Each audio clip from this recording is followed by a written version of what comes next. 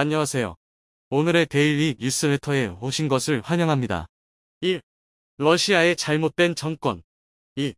러시아 영웅의 충격적인 결정. 3. 한국 우주산업에 크게 기여한다. 한번 진실을 알아봅시다. 러시아의 걷잡을 수 없는 폭주. 이로 인해 러시아 영웅이라고 할 수 있는 우주비행사가 러시아를 버리고 한국으로 귀화 신청을 하며 한국 우주개발에 이바지하겠다고 밝혀 큰 화제를 불러일으켰는데요. 한국인에게서 받았던 좋은 경험 때문에 한국을 선택했다는 그 외에도 많은 러시아 고급 인력들이 한국 문을 두드리고 있다고 합니다. 현재 러시아에서 벌어지는 상황과 러시아 우주비행사의 귀화 소식에 대해 끝나지 않을 것 같은 우크라이나 전쟁, 러시아가 쉽게 이길 것이라 전망했던 전쟁의 향방은 현재 우크라이나의 지묘한 반격으로 팽팽한 상태인데요. 미국을 비롯한 서방의 지원으로 장기화될 전망입니다. 유엔 인권고등판무 완시로크에 따르면 러시아 침공 이후 우크라이나에서 사망 977명, 부상 1594명 등 총 2571명의 민간인 사상자가 나왔다는 통계가 나왔죠. 집중 공세를 펼친 마리우폴에서는 병원까지도 폭격에 휘말려 환자들은 물론이고 임산부까지도 위험에 처했습니다. 우크라이나 시민들이 임산부를 이송하는 와중에도 폭격은 계속 이어졌죠. 그러나 결국 러시아는 맹렬한 폭격을 멈출 수밖에 없었습니다. 부급은 물론이고 사기 진작에도 실패하면서 한계를 드러낸 것인데요. 주춤하던 틈을 타 우크라이나 정부군이 수도 키이우 서부도시 마카리우를 수복하는 성과를 이뤄냈습니다. 북서부 격전지인 이르핀과 부차보다 멀리 떨어져 있는 곳으로 지역 수봉 이후 우크라이나 깃발이 건물에 휘날리는 모습이 SNS로 공유되었죠. 마카리우 탈환이 가능했던 것은 러시아의 병참 문제였습니다. 먹을 것과 탄환이 부족한 러시아 병사들은 싸울 수 없게 결국 항복할 수밖에 없었다고 하죠. 속속 전해지는 우크라이나 접경지대의 러시아군 패퇴 소식, 푸틴 역시 인내심의 한계에 도달한 것처럼 보입니다. 경제 제재 때만 하더라도 표정 변화가 없던 푸틴이었지만 계속된 패배의 참모들을 비롯해 군 장성에게도 소리치는 모습이 나타났죠. 영국 가디언 지와 더 타임스에 따르면 푸틴의 분노가 날로 커지는 상황 속에 러시아 행정 강요 및 정보기관에서도 누적된 스트레스가 폭발하기 직전이라는 보도가 흘러나왔습니다. FSB 소속 정보원들 사이에서 푸틴에 대한 성토가 연이 이어지면서 푸틴에게 충성한 결과는 곧 죽음이라는 비관적인 전망이 퍼졌다고 합니다. 특히 경제 제재로 인해 많은 재산을 서방세계은행에 보관해둔 정보요원들 사이에서 한순간에 거지가 된 자신의 처지를 비관하는 이들이 속출한다고 하죠. 러시아 내부 상황이 심각해지는 가운데 러시아를 탈출하려는 이들 역시 걷잡을 수 없을 정도로 커지고 있는 상황. 특히 고급 인재라고 할 수 있는 러시아 과학자들이 집단 성명을 통해 러시아를 비난한 일이 기폭제가 되었죠. 푸틴이 러시아 과학자들에 대한 탄압에 나서자 이들은 자유를 찾아 연구할 수 있는 좋은 곳을 위해 세계 곳곳으로 흩어졌죠. 그런데 과학자들만이 아니라 러시아의 영웅이라 할 수 있는 우주비행사들까지 귀화 결정을 하며 러시아를 떠난다고 하는데요. 특히 오랜 세월 우주비행사로서 탁월한 경력을 쌓았던 세르게이 볼코프가 한국을 선택했다고 해서 화제를 불러 모았습니다. 세르게이 볼코프 러시아 공군의 조종사로 활동하다가 1999년 우주비행사 훈련을 받으며 본격적인 우주비행사 커리어를 쌓았는데요. 21세기가 막 시작된 2000년 그는 러시아 연방우주국에서 소유즈 치행 사령관 및 국제우주정거장의 스즈 비행 엔지니어 자격을 얻었습니다. 그는 이 스즈 임무의 백업 승무원으로서 혁혁한 성과를 이루었는데요. 그는 한국과도 인연이 있는 인물입니다. 과거 한국인 우주비행사 프로젝트가 세간의 이목을 받았던 적이 있는데요. 이 당시 최초의 한국인 우주비행사로 이소연 씨가 낙점을 받았죠. 이소연 씨가 우주 프로젝트를 수행할 당시 곁에 있었던 인물이 바로 세르게이 볼코프였습니다. 볼코프는 198일 동안 우주에서 과학 및 기술 실험을 진행, 이스즈에서 유지보수 및 수리 역할을 담당하며 바쁜 나날을 보냈는데요. 이때 당시 이소연 우주비행사와 많은 시간을 보내며 한국에 대해 접했다고 합니다. 러시아 언론 인터뷰에서 그는 처음 이소연 우주비행사와 만났을 때를 회상했는데요. 최초의 한국인 우주비행사를 봤을 때 그녀를 무시했다고 합니다. 아무런 경험 없는 동양인 우주비행사가 잘 적응하지 못할 것으로 본 것이죠. 그러나 그 생각은 우주에서 이소연 우주비행사와 같이 생활하면서 깨졌다고 합니다. 누구보다도 호기심이 많고 습득력이 빨랐던 이소연 씨는 이스즈에 있을 때 어눌한 러시아어 실력을 보여주었지만 시간이 지나면서 유창한 러시아어를 선보이며 그를 놀래켰다고 하는데요. 그뿐만 아니라 모든 과학 및 기술 실험에 있어서 적극적인 아이디어를 내고 서양인 환경에서도 씩씩하게 먼저 다가가려는 모습을 보였다고 합니다. 그동안 자신이 동양인에 대해 가졌던 편견이 완전 깨졌다고 하죠. 더군다나 이 시기 한국에 대해 매력을 느꼈다고 합니다. 하지만 가족과 자신의 커리어가 이곳 이스지에 남아있었기에 그는 이소연 우주비행사와의 좋은 기억을 추억하며 자신의 임무에 충실했습니다. 2011년과 2015년에도 이스즈 우주인 실험에 참가했던 그는 여러 우주비행사들과 함께 임무를 수행, 러시아 모듈과 관련해 우주 유형 프로젝트를 수행하는 등 베테랑 우주비행사의 면모를 여실히 드러냈죠. 2017년 은퇴를 한 그는 러시아 우주비행사로서 자부심을 가지고 우주 여행을 준비하는 사람들을 가르치는 일을 맡으며 조용히 살고 있었습니다. 그런데 전쟁이 나면서 모든 것이 뒤바뀐 것입니다. 러시아를 조국으로 여겼던 그의 진짜 고향은 사실 우크라이나인데요. 우크라이나에서 태어난 그는 러시아 국적을 지닌 채 러시아를 위해 복무한 삶을 살았습니다. 그런데 두 국가 사이에서 전쟁이 나면서 그의 삶은 송두리째 깨진 것이죠. 푸틴이 저지른 일과 우크라이나에서 벌어진 비극을 참을 수 없던 그는 결국 조국인 러시아를 버리고 다른 국가를 선택하게 됩니다. 고향 사람들을 죽이는 러시아 병사의 행동을 버티기 어려운 것이죠. 그의 아버지인 알렉산드르 볼코프 역시 소련 시절 미르에서 근무한 베테랑 우주비행사입니다. 하지만 알렉산드르 볼코프 역시 러시아가 저지른 행동을 차마 감당할 수 없었습니다. 그 역시 아들과 함께 러시아에 맹비난을 쏟아냈죠. 아버지인 알렉산드르 볼코프는 나이로 인해 움직이기 어려웠지만 아들인 세르게이 볼코프는 좋은 이미지를 가지고 있던 한국으로 발걸음을 옮기게 됩니다. 그는 자신이 알고 있는 모든 것을 한국에게 알려주겠다는 의욕까지 보였죠. 볼코프만이 아니라 다른 러시아 우주비행사들 역시 푸틴의 과격한 행동에 실망한 이들이 많습니다. 최근 국제우주정거장에 있는 3명의 러시아 우주인들이 우크라이나 국기 색상과 같은 노란색 파란색 우주복을 입은 것이 확인되었습니다. 모든 승무원들이 자신이 입을 우주복을 직접 선택하는데요. 우크라이나 국기와 흡사한 색을 선택한 것은 우연으로 보기 어려운 상황. 러시아 항공국 로스코스모스는 노란색은 우연의 일치라고 해명하며 전혀 정치적인 의도가 없다는 사실을 강조했습니다. 그러나 우주비행사들과 과학자 등 러시아의 핵심 인력들이 보인 반발 움직임을 살펴봤을 때 이들의 행동은 의미가 있다고 보는 것이 맞죠.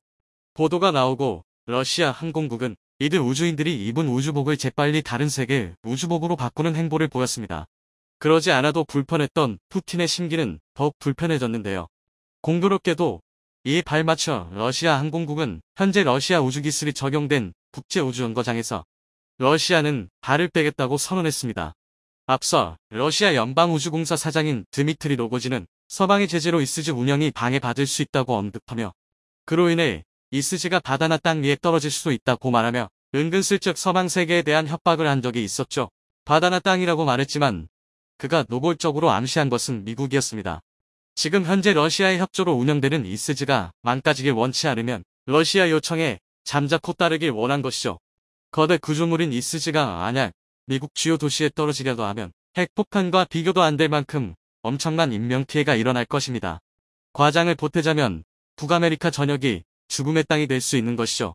미국 나사 역시 이러한 러시아의 행태에 대해 절대 그럴 수 없다며 러시아의 으름장에 근거가 없다고 주장. 러시아 미국 사이의 긴장이 높아지고 있죠. 이런 가운데 한국으로 향하는 우주비행사들은 점점 늘고 있습니다. 한국 정부는 볼코프의 귀화에 대해 뜻밖이라는 답변을 내리며 앞으로 한국 정부는 귀중한 인력의 귀화에 환영한다고 말했죠. 위치나 상징성을 따져봤을 때 상당한 대접을 할 것이라는 소문도 도는 상황. 한국에서 남은 여생을 보내며 자신의 지식을 전수하겠다는 세르게이 볼코프 우주비행사. 폴란드가 대한민국의 뒤통수를 제대로 쳤다. 폴란드의 놀라운 결정 하나에 대한민국 K 흑표의 위상에 흔들리고 있습니다. 최근 폴란드는 미국으로부터 14억 달러, 하나 약 1조 7,400억 원 넘는 어마어마한 규모의 M1 에이브람스 도입 계약을 체결했습니다. 숫자로 치면 무려 116대에 달하는 에이브람스를 도입한 건데요. 그런데 바로 이 결정으로 인해 일각에선 한국의 K가 얼마나 쓰레기 같으면 에이브람스를 추가 도입하겠느냐는 어이없는 주장이 등장했습니다. 심지어 나름 그럴듯한 이유까지 있는데요. 우선 폴란드가 K1을 도입하게 된 경위가 한국의 발목을 잡고 있습니다. 사실 폴란드는 이미 2022년 4월에 47억 4천만 달러, 하나 6조 원에 육박하는 어마어마한 금액을 지불하고 M1A2 에이브람스 250대 도입 계약을 체결했는데요. 그러나 정작 미국의 군수장비 생산 능력으로는 2025년이나 되어서야 M1A2의 본격적인 인도가 가능했습니다. 당장 만보 상황에 빨간불이 켜진 폴란드 입장에서는 그야말로 죽을 맛이었는데요. 이때 혜성처럼 등장한 게 바로 폴란드의 구원자 대한민국이었습니다. 한국은 압도적인 생산 능력으로 2024년까지 K280대 인도를 약속하고 도합 980여 대라는 어마어마한 물량을 순차적으로 도입해 주겠다고 계약했는데요. 폴란드 안제이 두다 대통령이 K2 초도 물량을 버선발로 맞이한 게 바로 이 때문입니다. 그런데 최근 폴란드가 추가로 116대의 에이브람스를 도입하면서 상황이 이상하게 돌아가고 있습니다. 막상 실제로 K2를 운용해보니 도대체 얼마나 별로면 에이브람스를 추가 도입하겠느냐는 주장이 나온 것입니다. 특히 우크라이나 전쟁으로 러시아가 보유했던 전차의 무려 93.5%에 해당하는 3084대가 파괴되면서 이런 주장은 더 힘을 얻었는데요. 러시아 전차랑 한국의 K2란 무슨 상관이냐 싶으시겠지만 사실 아무 관련이 없다고 말할 수도 없습니다. K2 뿌리를 더듬어가면 불곰 사업으로 들여온 러시아의 T-86 전차가 등장하기 때문인데요. 게다가 한국 전차는 동부권 전차의 설계 개념을 상당히 많은 부분 채용에 개발되었습니다. 오죽하면 한국 K2를 두고 외형은 서구, 내용물은 동구인 짬뽕 전차라고 표현하는 전문가까지 있을 정도인데요. 상황이 이렇다 보니 폴란드 가정말로 대한민국의 K2가 러시아 전차 수준으로 형편없어서 에이브람스를 추가 도입한다는 주장이 힘을 얻고 있습니다. 더군다나 소련의 일원이었던 폴란드라면 누구보다 러시아 전차의 문제점을 잘 알고 있을 텐데요. 과연 한국의 K2는 정말 겉멋뿐인 설계 결함 덩어리인지 동부권과 서구권 전차의 차이를 통해 확실하게 알려드리겠습니다. 지상전의 왕자 흔히들 전차를 표현할 때 사용하는 말입니다. 바꿔 말해 지상전에서 전차만큼 효과적인 무기체계가 없다는 의미인데요. 깜짝 놀랄 만큼 최첨단의 무기체계가 하루가 멀다 하고 등장하는 요즘이지만 그래도 역시 지상전의 주인공은 전차입니다. 심지어 전차의 설계 방향에 따라 한 나라의 군사적 스탠스를 얼추 가능할 수 있습니다. 예컨대 미국, 영국으로 대표되는 서구권과 러시아, 소련으로 대표되는 동부권은 같은 시기에 경쟁적으로 전차를 개발해 왔음에도 설계 개념에서 상당히 뚜렷한 차이가 있습니다. 문외한이 보더라도 어느 진영의 전차인지 대충 구분이 가능할 정도인데요.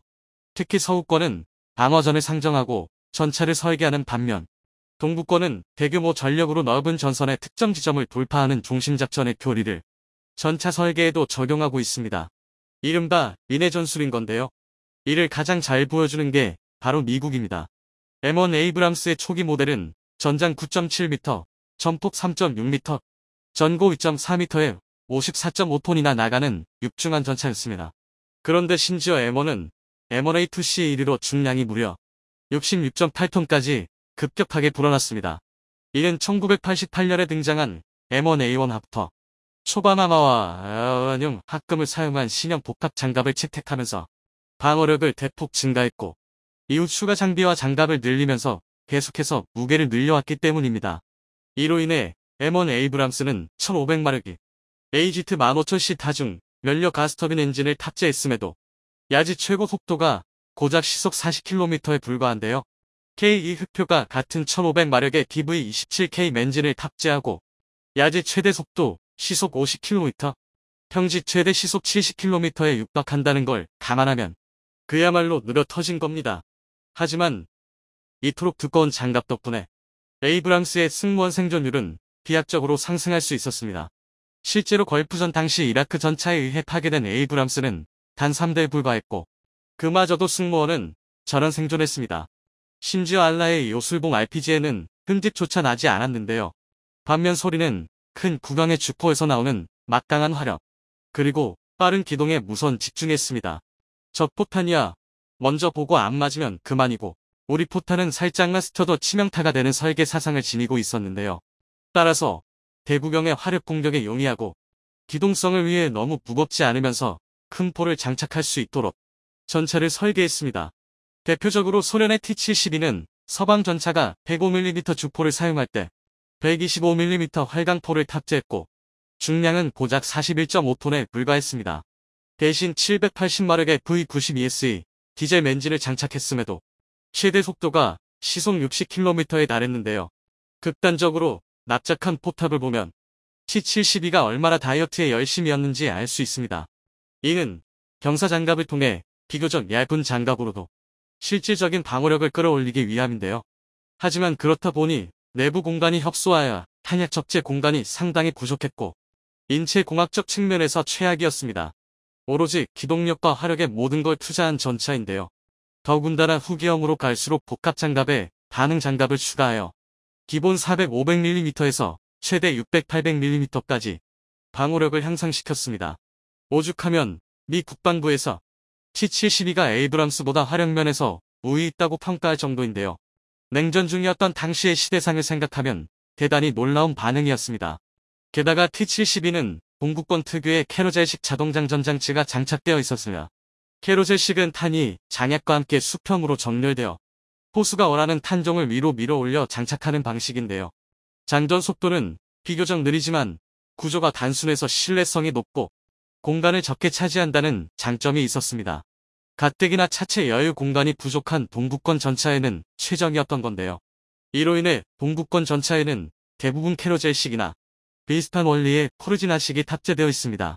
그런데 결정적으로 바로 이 이유 때문에 T-72, 나아가 동구권과 러시아 무기 체계의 몰락이 시작될 줄은 아무도 몰랐는데요. 걸프전에서 막상 M1 에이브람스와 맞붙자 T-72미 전설은 산산조각이 났습니다. 심지어 이라크군이 운영하던 T-72 전차 폐기대가 미국 M1 에이브럼스 14대에 박살나는 믿지 못할 일이 벌어지기도 했는데요. T-72는 M1 에이브람스의 포탄 한 발에도 뚜껑이 따이기 일쑤였습니다. 상당히 익숙한 광경인데요. 현재 우크라이나 전쟁에서 걸핏하면 포탑재로 날아가 버리는 러시아 전차의 허접함이 걸프전에서도 그대로 드러났던 것입니다. 그리고 문제는 바로 여기서 시작됩니다. T-72의 심각한 결함이 다름 아닌 대한민국의 K1, K2에도 흘러들었을 가능성이 대단히 높기 때문인데요. 대한민국의 전차는 비교적 작은 크기의 가벼운 중량, 러시아 전차들처럼 해프 타격을 기본 교리에 놓고 빠른 기동성을 장점으로 내세우고 있습니다. 즉 동구권의 설계 개념을 그대로 따라가고 있는데요. 우크라이나 전쟁에서 러시아 장비의 손실률이 업데이트됐다나 전 세계 언론과 군사 관계자들이 경막을 금치 못하고 있습니다. 그도 그럴 게 현재 러시아는 우크라이나를 상대로 한 국가의 거의 모든 역량을 투입하고 있습니다. 하지만 그럼에도 불구하고 우크라이나를 함락하는 데는 실패하고 말았는데요. 국내 전문가들은 러시아의 실패를 반드시 대한민국이 배워야 한다고 경고하고 있습니다. 즉 압도적인 군사력 격차로만 전쟁을 치르면 모든 것이 한순간에 무용지물이 될 수 있다는 것입니다. 이미 한국의 군사력은 세계적인 반열에 올랐습니다. 실제로 적의 대공망을 파괴하는 분야에서는 미국조차 부럽지 않은 수준인데요. 현대전에서 제공권 장막이 얼마나 중요한지에 대해 알고 있다면 한국과 북한의 수준을 비교하는 건 매와 병아리를 비교하는 것과 같습니다. 그만큼 대한민국의 국방력은 내실을 다지며 차근차근 발전하고 있습니다. 그래서 준비했습니다.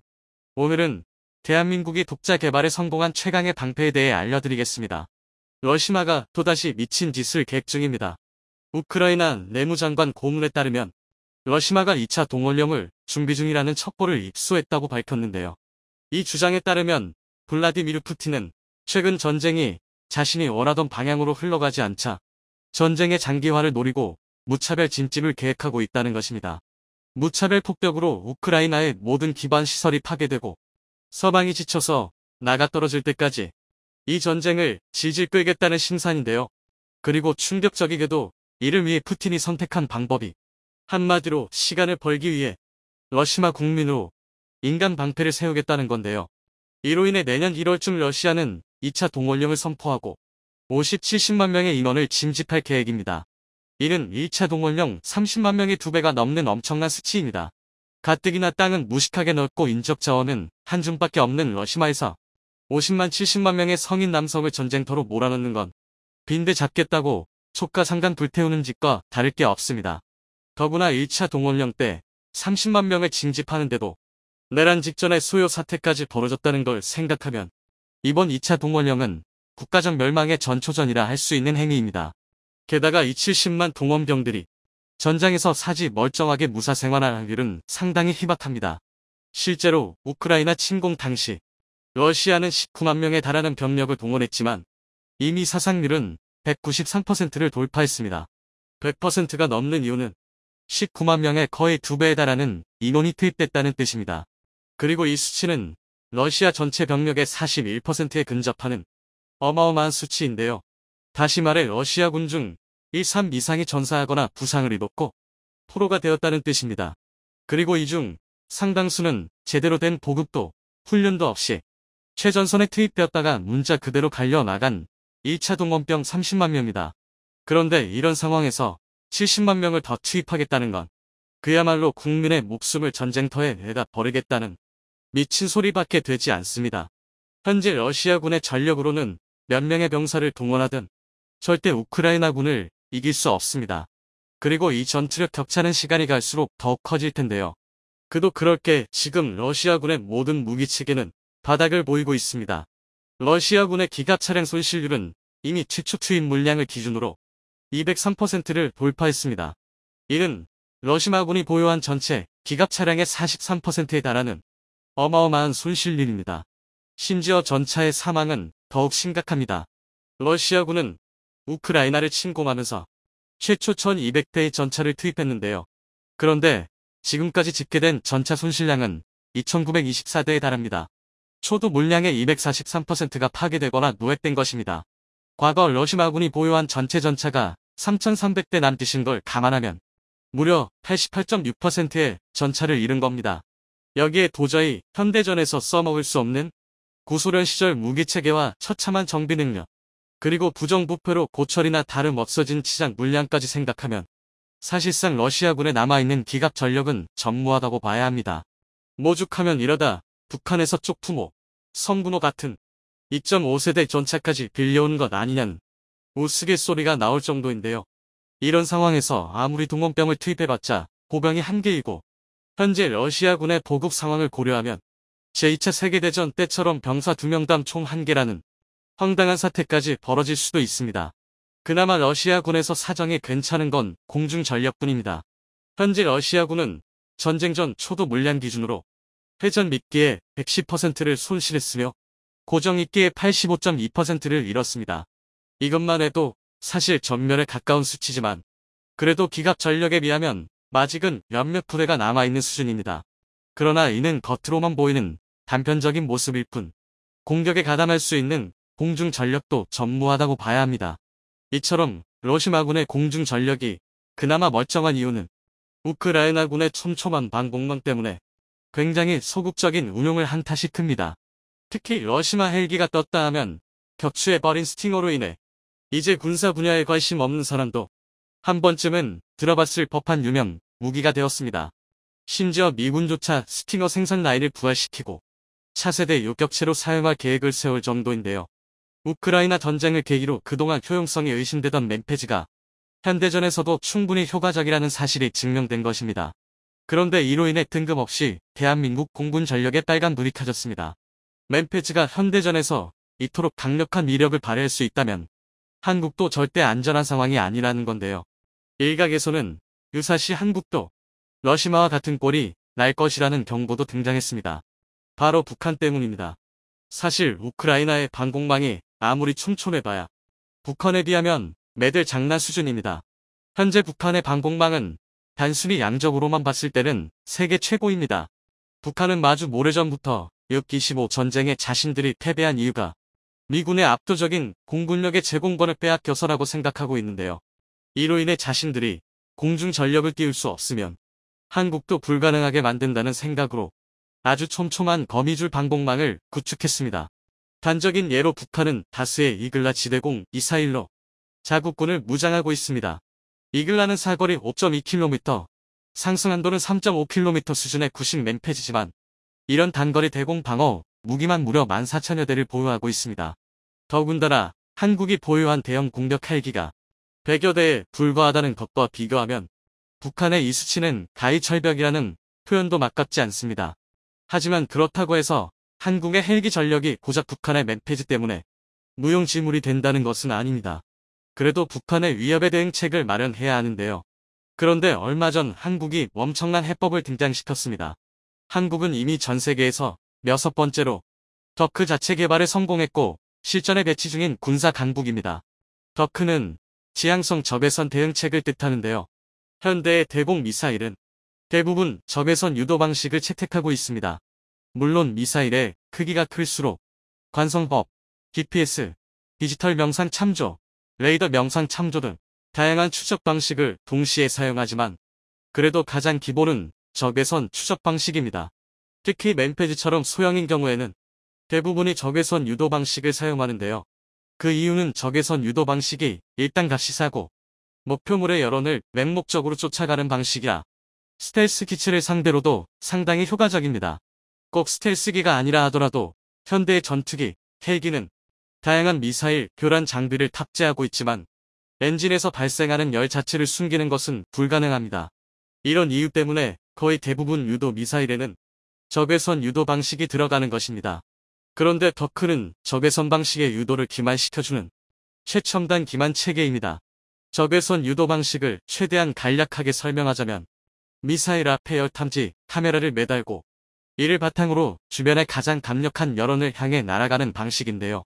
그런데 더크는 적외선 유도 미사일에서 뿜어져 나오는 전자기 스펙트럼을 포착해 조종실의 미사일 접근 경보를 울리는 동시에 회전식 열상 카메라에 미사일의 위치와 방향 정보를 전달합니다. 그리고 이 정보를 전달받은 회전식 열상 카메라는 접근 중인 적외선 유도 미사일을 탐지 추적 조준하고 기만 광원 장치가 고출력 충족외선 기만 광원을 발사합니다. 즉 레이저 형태의 아주 강력한 적외선을 투사해 대공 미사일의 적외선 카메라를 무력화하는 건데요.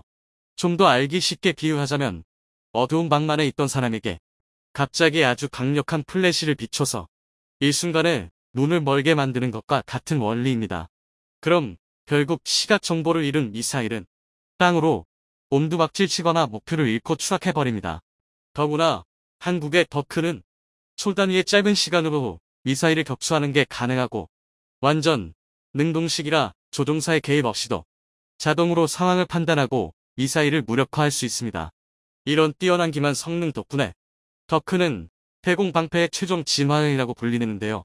하지만 지금까지도 한국을 제외하면 전 세계에서 미국, 프랑스, 이탈리아, 이스라엘, 러시아만이 더크 자체 개발에 성공했을 만큼 굉장히 높은 수준의 군사 기술이 필요합니다. 오죽하면 2014년 우리 군이 미국의 더크 판매를 요청했지만 미국이 군사 비밀을 이유로 거부당했을 정도입니다. 미국이 만판다고 못 만들었던 건 이미 수십 년 전의 한국 얘기입니다.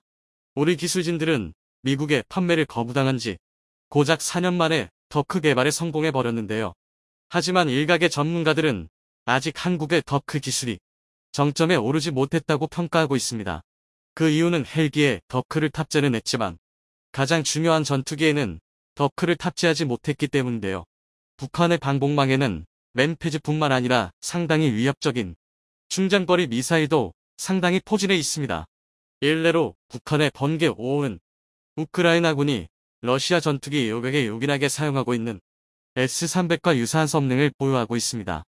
우크라이나군이 보유한 S-300은 미사일에 따라 최대 200km까지 요격 가능한 우수한 지대공 무기 체계입니다. 그러나 S-300도 더크를 탑재한 전투기 앞에서는 빛이 바를 수밖에 없습니다. 그 이해로 러시아군의 수-57을 들 수 있습니다. 수-57은 시제기 11대밖에 생산되지 않은 프로토타입 전투기지만 아직 단 1대도 손실되지 않으면서 더크 탑재 전투기 위력을 증명하고 있습니다. 게다가 수-57은 우크라이나 서부나 키이우 같이 가장 방공망이 촘촘한 곳을 폭격할 때 투입되었는데요. 이는 수-57이 스텔스기인 덕도 있지만 더크를 앞세워 우크라이나 지대공 미사일의 적외선 추적을 무력화했기 때문입니다. 그만큼 스텔스기와 더크의 조합이 전투기의 작전 영역을 기하급수적으로 확대할 수 있다는 방증입니다. 즉 더크는 스텔스 전투기의 최종 진화형이라고 할 만한데요. 그리고 대한민국 또한 이 스텔스 전투기의 최종 진화를 준비 중입니다. 그것은 바로 KF-21입니다. 실제로 애드는 2030년까지 KF-21 탑재형 더크를 개발하고 있는데요. 우선 1단계로 2025년까지 40지 이상을 견디는 고기동 미사일을 탐지하는 것을 목표로 하고 있습니다. 앞서 말했듯 더크의 작동 방식은 미사일의 탐지부터 시작되기 때문입니다. 이후 빔 제어 연구 사업, 기만 기술 사업이 단계적으로 진행될 예정인데요. 이를 KF-21 개량 로드맵과 비교해보면 블록 3단계와 딱 들어맞습니다. KF-21 블록 3과 더크의 동시 개발은 우리 공군 전력을 극대화할 수 있는 방법입니다. 만약 이것까지 개발 완료되면 첨단 군사 무기 분야에서 압도적인 방어력은 물론이고 스텔스 기하는 압도적인 공격력도 확보하게 되는 것인데요. 이 놀라운 기술력을 바탕으로 대한민국의 진정한 자주국방이 이뤄지길 바라겠습니다.